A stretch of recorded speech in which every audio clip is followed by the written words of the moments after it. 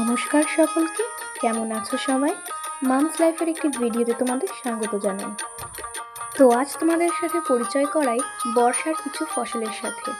প্রথমেই আসি এই ওল ক্ষেতের কাছে।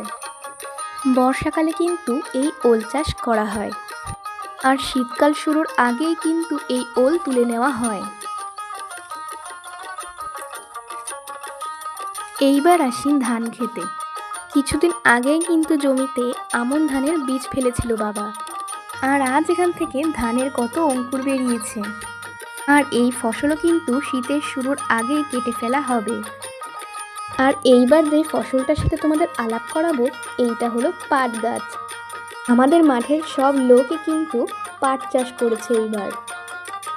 বর্ষাকালে কিন্তু এই পাট চাষ করা হয়, আর এই পাট গাছ থেকেই কিন্তু জ্বালানির পাটকাঠি এবং আঁশ পাওয়া যায়। হঠাৎ আল দিয়ে হাঁটতে হাঁটতে চোখে পড়ল এই গাছটার দিকে।